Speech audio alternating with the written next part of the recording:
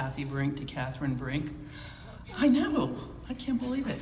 My dad called me Kathryn, and he always wanted me to use Kathryn, and when he passed away, I changed from Kathy to Kathryn. So that's the story. I love actors. I, like Joe Edna, started as well, I didn't get to start as a cowgirl, sorry. I ran around the woods in Pennsylvania, and then was, a young actress in love with this whole world and process, and then from there to directing. And I love you guys. I care about you. This is the coolest job in the universe. Hi, I'm Faith Hibbs Clark, and I've been casting for 20 years, which means I clearly started when I was 9. Yes. Great. And I'm Leslie Fleming Mitchell. I work at the film office, and I am the moderator. So let's dive in. Number one question that, by the way, this list was compiled by an agent or two, the most frequently asked questions by actors that the agents can't always answer. So here you are, we get to find out. How are casting directors hired by the network, by the producers? Could you explain the process that you have to go through to get the job? Rigorous physical and workout routine. Yeah. See? Mike. Take the mic. Beats the hell out of me.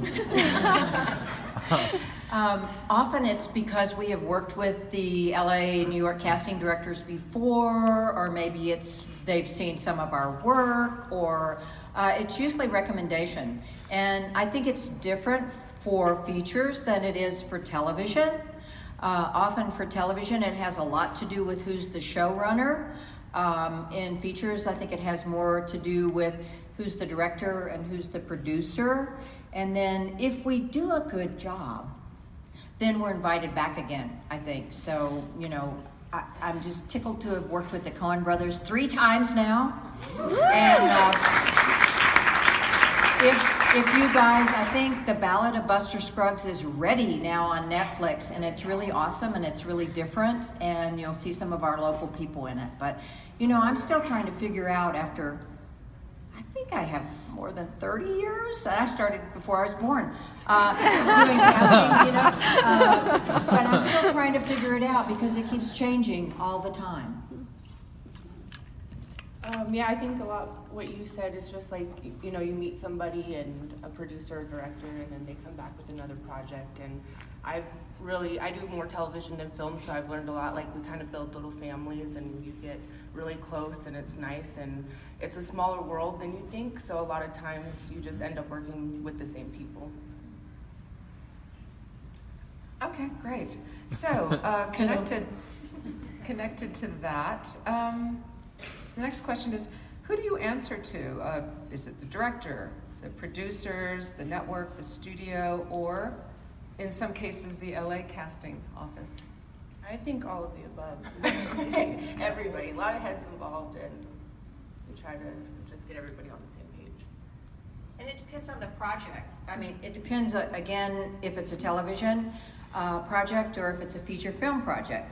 Like, we mentioned the Kohl brothers. I mentioned the Kohl brothers. If they want somebody, that's done. Really, if they pick somebody, that's it. But in television, there's a whole process that you've got to go through, and often the director is one of the last people to weigh in, and more it's the showrunner, it's the creator, and then you have to send it for network approval, and then you have to send it to studio. There's a whole chain of command of people that have to approve it, and a bunch of people have to approve each little one line, maybe even no lines if it's still a SAG role before you get to hire them. So it depends on if you're talking about film or television and who you're working with too. Yeah. So Edna, you touched upon this a little bit, but who decides which roles will be auditioned in New Mexico? Well, I don't want to take over this panel. You guys No, talk a little bit no, about you had started, you had said something earlier. We fight for roles sometimes. Yes, We we ask do. if we can cast some of the roles when we're looking at the breakdown and if they'll consider New Mexico actors, and sometimes we're going head to head on some of the roles, but most of the time you go through the breakdown and it's pretty concise. We know that there's a certain number of roles that are going to be considered here and hopefully all cast here as well. But we certainly love it when we get the opportunity to sort of be in competition for, is that the correct word? For the role with LA. Good? Yeah, I think that answers that completely. Yeah. All right, great. They're all on the same page. So, do you put out your breakdown submission requests only to New Mexico agents, or do you include a wider net, like agents in the Southwest, or even a wider territory? You go ahead.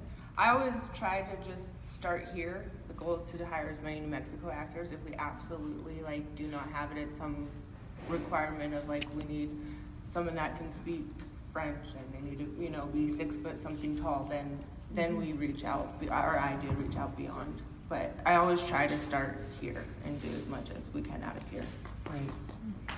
We do the same in our office. It's like if we have to the circle will get bigger as it's harder and harder to cast locally, but we try our best to keep it close to home.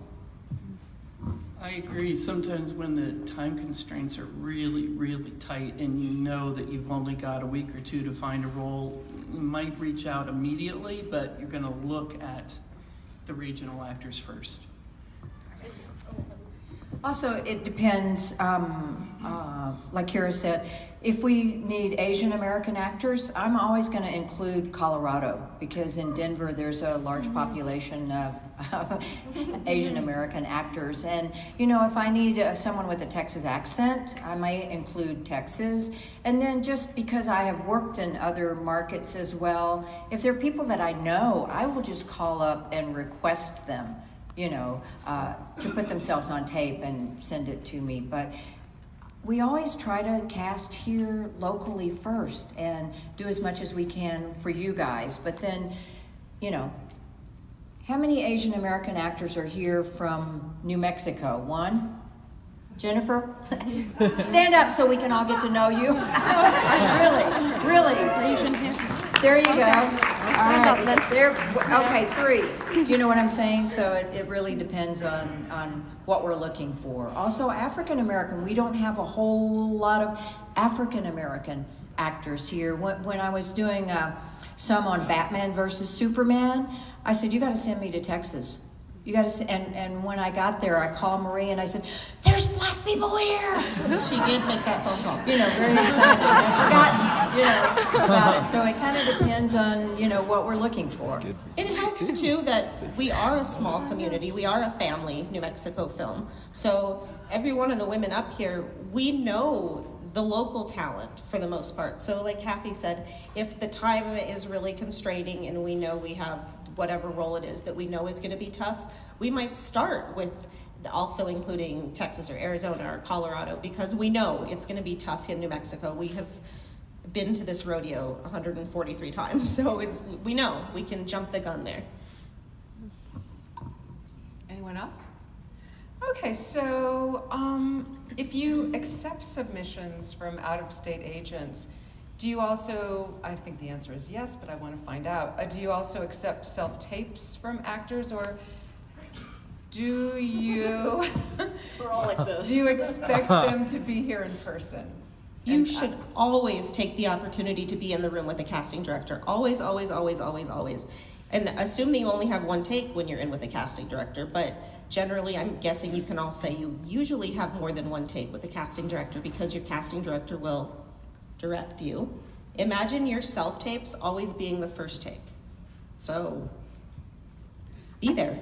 I think it's changed too. I know in our office we're more open to self-tapes than we used to be, because it is a trend. I didn't get to ask this question in the last panel, but it is a trend now that there are more self-tapes than there used to be. And I know the LA casting directors brought it up. Make sure it's a really good tape. And make sure, I know like Marie sends out a whole list of how to do it and what we need. Make sure you follow those instructions and give us more than 1 or 2 takes so that we have something to choose from. And then I think it was April Webster said, you know, and then if someone's interested in you, we may call you up and have you retake it if there's enough time. If there's, you know, there's a beat that you don't hit, or if there's something about the part that you're not really getting, then but we love you, then we'll have you do it again. But I feel like it's opening. I know personally I'm opening up to it more, but if you can get in the room with us, it is so much better. And I think the people in the room, their chances are a lot better making it to the tape that we send on to the producers and the director than not. But some people are just really good at self-taping, and 80% of you suck at it. No.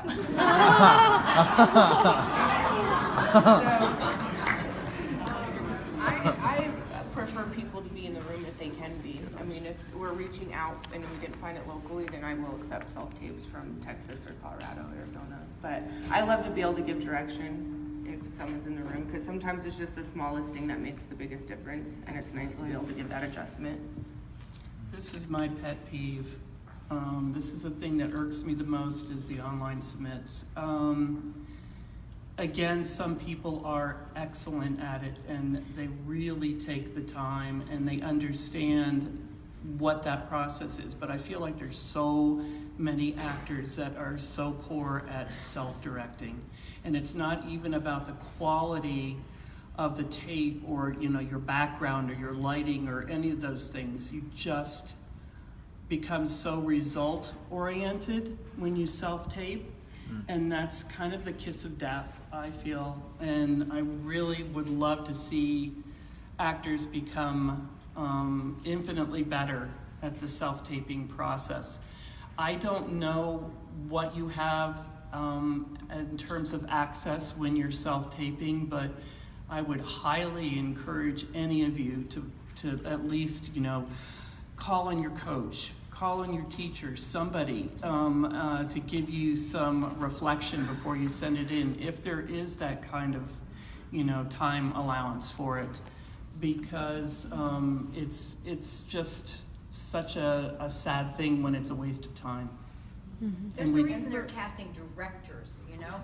We're not casting agents, as some people call us, which we're supposed to report them for that to the CSA police. I was just going to say, if your tapes are not, if you don't follow the guidelines that each casting director has sent you, often you won't even be watched.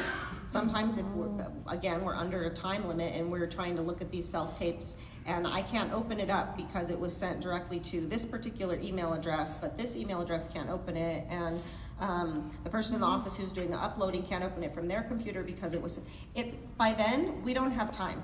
Sorry, moving on. We gotta go. You have to make it easy for the person who's receiving it. And yeah, I mean, you gotta be a good actor, really. Bring your best chops.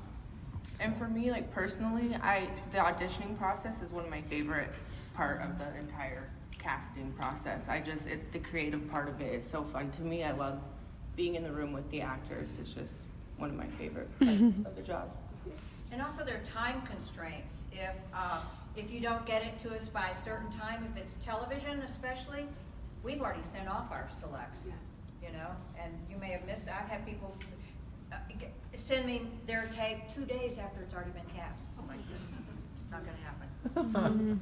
I think it's really important to read the instructions. I mean, I hate self-tapes, and I get really upset when people say, oh, you should teach a class on it. Yeah, I should teach a class on how to get rid of my job. You know, that makes a whole lot of sense. And it's just really frustrating because I realize that there's a time and a place for it. I mean, I look around this room and I see people in this room who have booked on jobs with me from self-tapes. But that is not the ideal for you or for me or for the client. And at the end of the day, we answer to the client. But one of the things that we've started doing when we release the breakdowns is we'll say whether or not we're open to self-tapes. And if we say in the instructions, no self-tapes, that means no self-tapes. But we'll get all these submissions and then they'll say, oh, well, I'm in New York. Well, the job is in California. And it's like, well, can I self-tape? No. And I don't know these people from Adam. It's, I think sometimes, like you said, Joanna, if it's somebody that you really know and really like and you really think is a good fit for the role, chances are we're going to reach out to them. But somebody who's across the country that we've never met before, not so much. That's probably not going to happen. Our clients are paying us to do casting sessions, to direct talent. And like they've all said, we're kind of good at what we do. And we direct actors, and you have the benefit of the conversations we have with the director, where we get up inside their head, and you have the benefit of us directing you on that knowledge. Excellent. So it's really a combination, if we are looking at self-tapes, it's a combination of the technical aspect, being able to follow instructions, and making it professional quality, right? Yes. Right? Tripod helps. Tripod helps. So Yep. what if a good reader? Yes, a good reader. And how about if it's really poorly lit, but the actor is on fire? They're just fantastic. We will ask them, we'll ask them to retape. We will say that we need this again. We can't submit this to our people because we can hardly see you, but you're a badass. So do it again, just like you did, and turn on the light.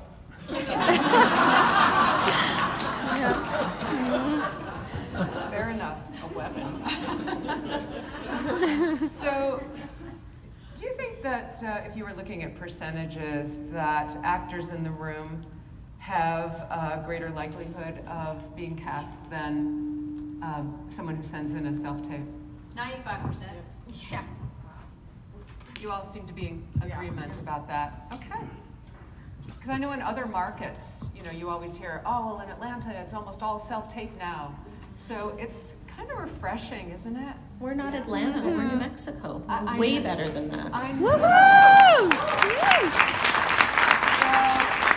So, we should all be basking in this right now because we still get to go in the room and be directed. I know a couple of the casting directors in Atlanta, and I think in that market, they're using self-tapes more as a submission process. So, in lieu of sending in headshots and resumes, they're sending in self-tapes. I think that's a different sort of game than expecting to be cast from a self-tape. Get an audition, it makes sense. That's redundant, isn't it? That's a lot of time to go through that. But we're not Atlanta. And we don't have to be. And we don't want to be. I get calls at the office like, wow, Atlanta, New Mexico. Oh, wow, you're like the friendly Atlanta. Okay. It's good. So sometimes actors are like, I don't know what happened. They didn't give me any redirection. They just said thank you. And I always tell my students, that doesn't mean that maybe it was just so great that they didn't need to see anything else. Would you speak on that? Like, when do you give direction? Do you always give direction? Just to make all these actors feel like, they can leave the room going, I gave it my best shot and I didn't need redirection. I think it's one of two things, and this is the reality you don't want to hear. If you did one take, it was either just amazing and had no readjustments whatsoever, or you sucked and I don't have time for it. So those, sadly, are the two different scenarios that you're gonna be in. And you don't know, and you need to not worry about it. You need to leave the audition, you need to know that I did a good job, I did everything that I knew to do, and then you need to let it go. You can't overthink the outcome of one audition or one take. Agreed. Yeah, I always say that. It's like you either did really good or you did really bad. Sorry. If I know you're a really good actor and you're having a bad day and you did kind of a sucky job, I will make sure that you get a redirect so you get another chance. But I agree with everybody else. In general, I mean, I can probably speak for all the women on this stage. We really like you guys. So if we see the potential in something better, or else you just nailed it, we're gonna try to get you there. That's what we want. We also want you to leave feeling good about yourself. We want to feel good about it. We want you to feel good about it. Then everyone's successful. Everyone's happy. It's a good job. And then in the end, the production goes, wow, New Mexico was freaking awesome. So each one of you individually, each one of us individually, represents New Mexico film as a whole. So we want to do well, and to do well, we need you to do well. I think we all wish that we had more time during a casting session, and I think we wish that we knew about the job earlier, that we had the specs earlier, that, you know, we all wish that we had more time and that our clients would hire us for more days so that we could see more actors. That would be fabulous. In fact, I always think it would be funny to do a spoof video where we do an audition, and after the audition, we say, how did you feel about your audition? And then there's like a massage chair there. And we're like, would you like to watch it back? Would you like to see your work? Are you a little tight in the shoulders? Would you like a glass of wine, red or white? You can just kind of see their expressions on their faces to get that much attention at an audition. It'd be hilarious. No? Yes. I try. Yes. We will wait to see that. Faith is writing this right now. Yeah. I would just love to see their faces. And if you need some actors for this. Yay. So it must be really time consuming to go through so many agent submissions. So here's a question. How do you decide which actors to bring in and how many to bring in? I'll take that. Actually, we don't have that many agent submissions. You know, like coming from Texas to New Mexico, sometimes I wish we had more submissions to do. Like the panel before this, somebody was saying, Lorraine was talking about a role and she had 6,000 submissions. It's like, we do not have that many SAG actors here, you know. But I'm always wanting to see new people too. So if someone has the right look, I look at their experience. I think the LA casting directors were not too high on demo reels. I have become high on demo reels lately. When there's somebody who they've got the right look, I'm gonna listen to their actors' access slate, even just to see, because then you come off more as the real you and what you really sound like, and rather than a glamorous photo, I can see what you really look like. And I've been looking at demo reels a lot lately. If there's an actor that I don't know and it seems like they look the role before I'll call them in for a guest star role or something like that, I'll look at the demo reel, and that's changed over the years. I mean, I think trends have changed a lot, and we are more digital, and you know, even social media has changed. And you know, I mean, I have to admit, I don't do Facebook, but Marie does, and she will get on and find, what does this person really look like? Well, Marie will find them on Facebook and find out what they really look like, you know? Yeah, I'm loving the slate shots too. Those are really nice to have because you really just get a sense, and then it's just about, you know, what the director's, the specs he's given you, and then trying to find the best actor that fits everything that they have imagined in their head. So Every once in a while we get an interesting little project. Usually they're the independents or something where we're actually casting the starring roles. It doesn't happen very often, but when it does, then we might be reaching out to LA and other markets as well. But I don't know about you guys, but to go through even 600 submissions, sometimes that takes a really, really long time. You know, you want to give people the benefit. So really be aware of things like your headshots. Because honestly, when you've got 600 submissions and you're looking for something specific, you're going to go through those really quickly and you're going to knock out more than half immediately just because of the way they look, and then the rest maybe you go in, take a look at their slates, and then another half maybe you go in and take a look at the reels.